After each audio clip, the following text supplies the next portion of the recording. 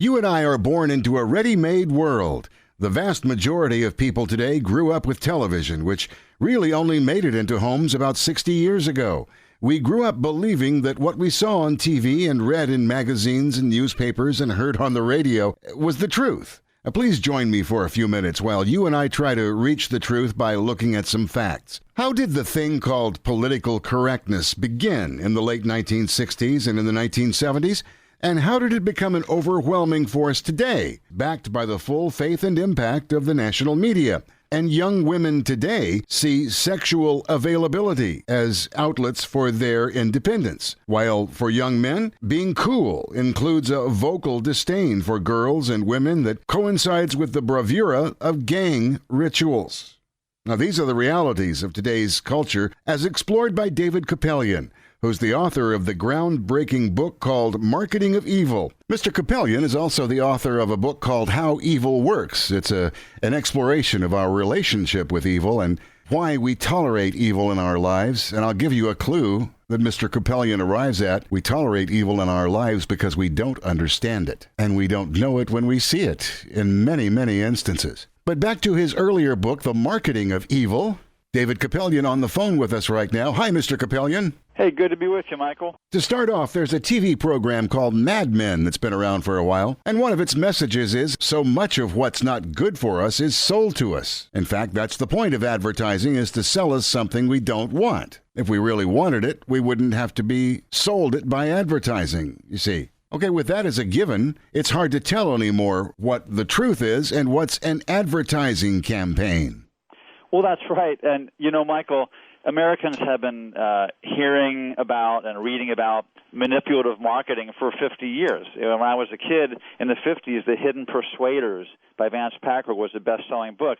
And that was all about how Madison Avenue was using new knowledge it had gleaned from psychology and psychiatry to use, you know, sophisticated mass manipulation techniques to sell stuff to people. We've been reading about this for a long time, but even though we kind of recognize marketing going on when we're watching a 60-second spot on TV, we don't tend to recognize it as readily when we're looking at the larger world of our, you know, our worldviews and our behaviors and out there in the real world, not just in commercial advertisements. But you know what? And this is what the marketing of evil is about. These same techniques that are used to sell us cigarettes and cars and liquor and so forth are used to sell us what we believe and the things that we're doing today. It goes even deeper because now that the penetration of marketing into news has become so prevalent that we are practically at the point now where there are so many things that we consider to be absolute truths that really aren't.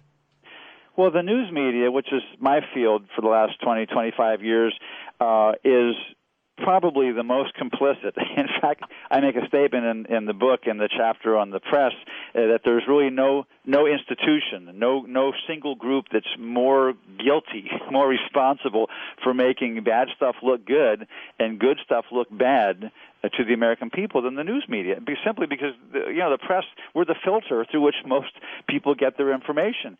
And so the press has the opportunity to be debunkers and to be fearless purveyors of truth that will knock down the manipulations and arguments of what I'm calling the marketers of evil, or the press can be enablers. They can be cheerleaders, which is what the press mostly is. And yet, if there is a cross between news and marketing, there are people who actually draw parallels between the news marketing that goes on today and the similar propaganda that happened during Nazi Germany. I'm thinking of a man mentioned in your book by the name of Nathanson. He was one of the early people in the abortion movement back in the 1960s. And he actually said, repeating the big lie often enough convinces the public. This is all true, Michael. I interviewed Bernard Nathanson at length in this book, The Marketing of Evil.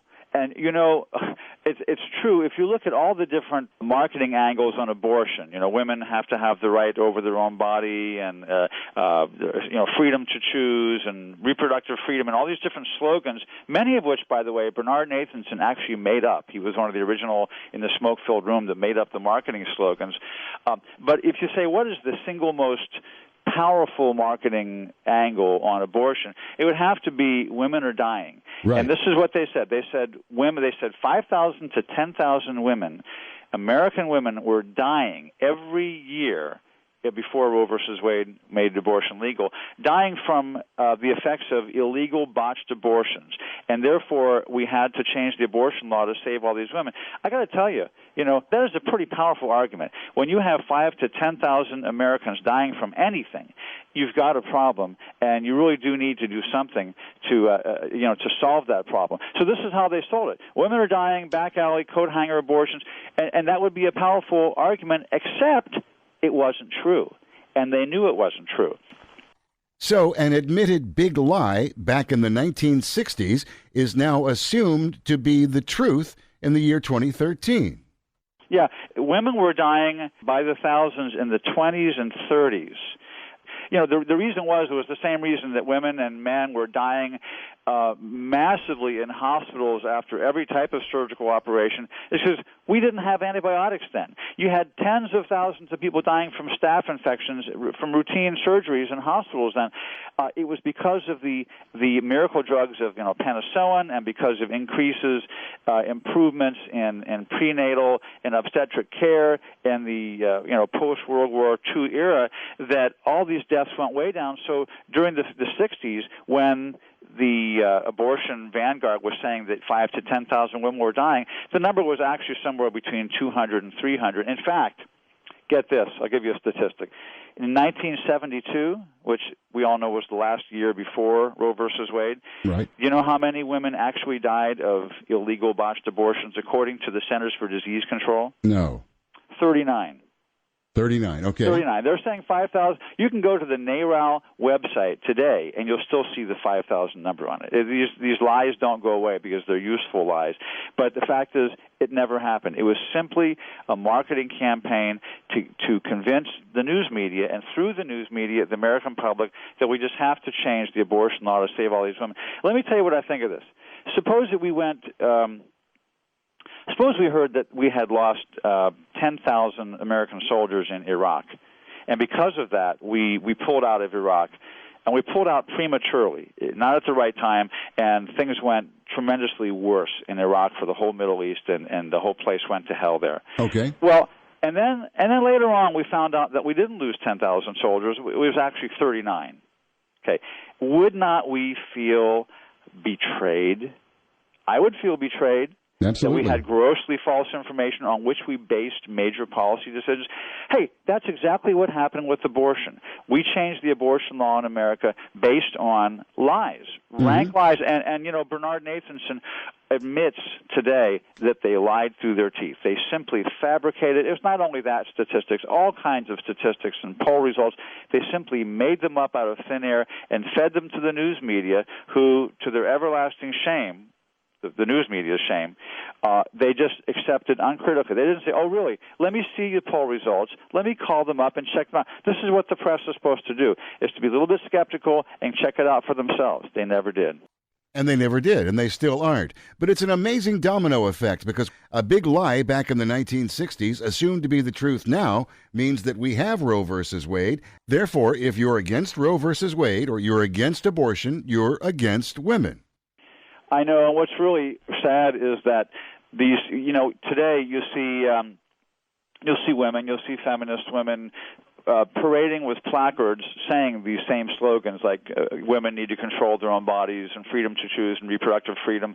Well, if you go back in time to the smoke-filled rooms where you had people like Lawrence Lader and Bernard Nathanson making up these slogans, you know what Nathanson said to me about these slogans? And we're talking to the original guy. This is a guy who established the largest abortion clinic in the Western world in Manhattan. We're talking real heavyweights in the abortion world. And he was the guy who made up these original slogans. Here's what he said to me. He says, I remember laughing when we made those slogans up, because he said they were just, as in his words, they were just sexy, cynical slogans. We were looking for something to catch the people's attention back then. We made up these slogans. And it's just unbelievable that sitting around a room making up some slogan and laughing about it, and here decades later people are dedicating their lives to it, trudging around in the rain, with these placards. Oh, women's right, control over their own body. Excuse me, ma'am. It's not your body. It's a separate human being.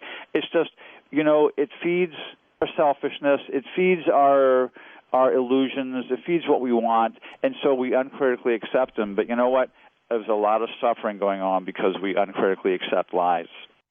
And it's very interesting, too, as your book points out, that after Roe versus Wade, abortion clinics were being set up all across the nation, and these clinics often would hire marketers who would sell abortion to the public via advertising and public relations. In those early days especially, but even since then, a lot of abortions were paid for in cash. So you have doctors saying in the early days, wow, if we could do, say, 50 abortions in one day, we could divide that cash up among us and not have to even pay the IRS. We're talking with David Kapelian here on Impact Houston. My name is Mike Shiloh, and he's the author of the book, Marketing of Evil.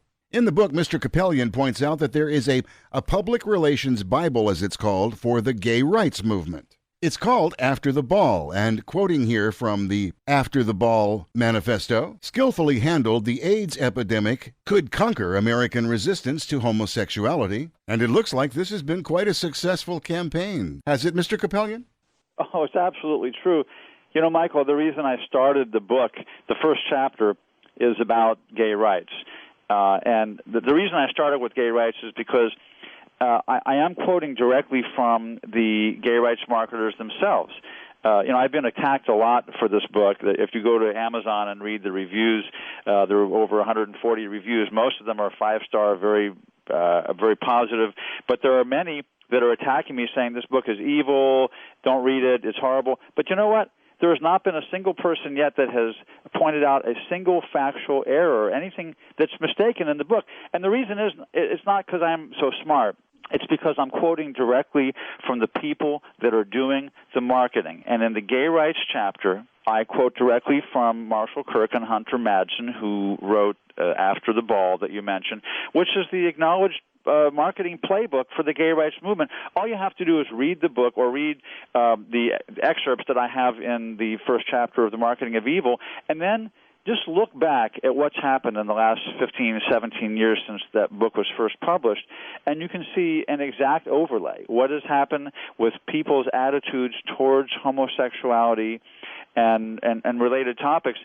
And the way it's come about is exactly what these guys proposed specifically. And this was a real get your hands dirty playbook. They actually showed these are the techniques: the desensitization, the jamming, the conversion, the different propaganda techniques, very powerful manipulative techniques that they said we're going to use in the service of changing the way Americans think and feel about homosexuality, and they've done it. And your book, The Marketing of Evil, points out how skillful people are at putting across their public relations moves in this regard. Imagine for a moment yourself in a debate with a lesbian. She opens up the debate by saying, I love my country. I obey its laws. I pay my taxes. I'm an American. I have the same rights that you do. I've served my country in the military. I've put my life on the line. I've lived monogamously with the same partner for 18 years, and we're happy together. And we want nothing more than to live our lives in peace just like you. So why shouldn't we be allowed to be married? How does it hurt you? There's no way to counter that argument, is there? But right, because it's not. That's marketing, though. What those are, what you just did was push about 8 or 10 different buttons. Bing, bing, bing. I work for the military. Oh, he's a veteran. I'm monogamous. Oh, well, that's good. I pay my taxes. Oh, law.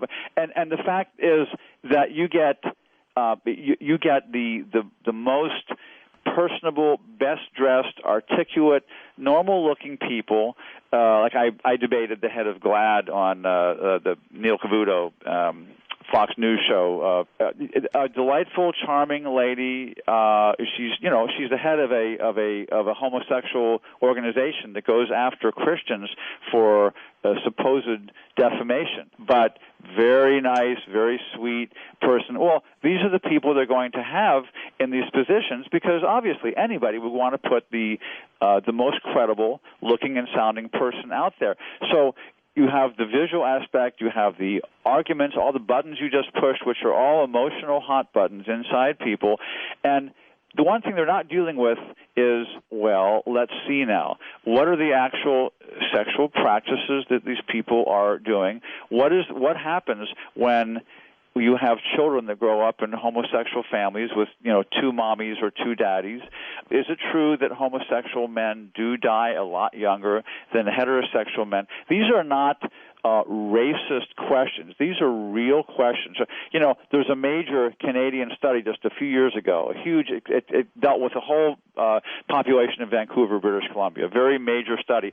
It showed that homosexual and bisexual men are going to die between 8 and 21 years earlier than heterosexual men. Okay, now this was done not by a bunch of homophobic researchers. These were, in fact, the researchers, the 6 PhD researchers that did this, apologized for their findings because it kind of made the gay rights movement look bad. But it was simply dealing with all the diseases, particularly AIDS, to which that population is prone. And it said statistically they're going to die much younger. This is a tragedy, okay? These are beautiful young people that have a lot to live for, and here they're getting sucked into a self-destructive lifestyle, and it's going to kill them before their time, and we're afraid to talk about it.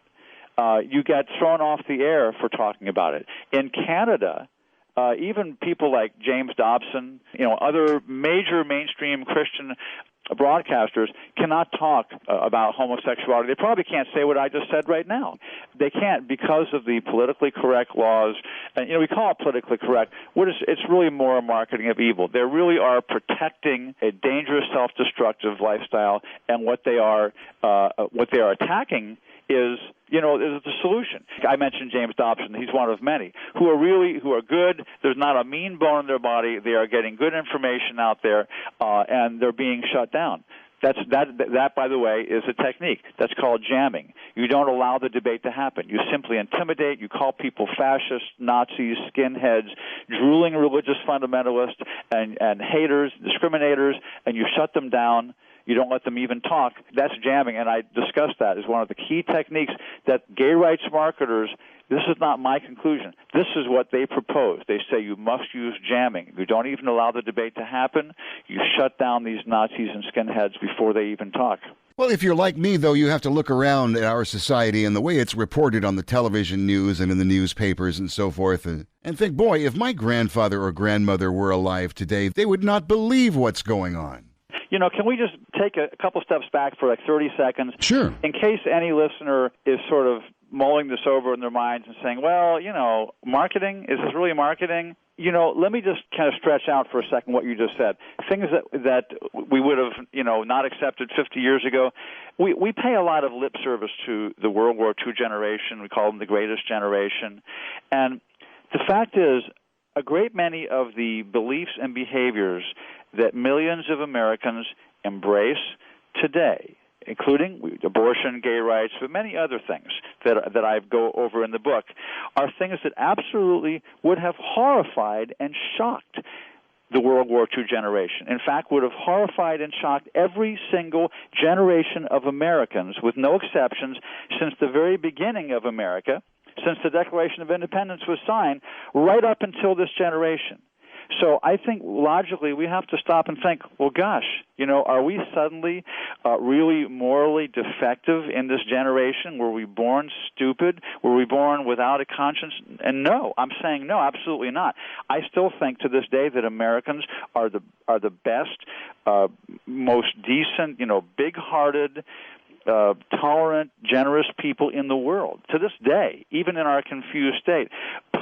But the fact is, we have fallen victim to some very powerful and clever marketing campaigns. And these people, I made up this term, marketing of evil, marketers of evil. Just who am I talking about? What I'm saying is that there are a lot of people that see the world very differently than the way you and I do, and probably most of your listening audience does. In other words, we hold to what used to be called Judeo-Christian values. This is not a religious thing. This is the core values that America and its institutions were based on from the beginning.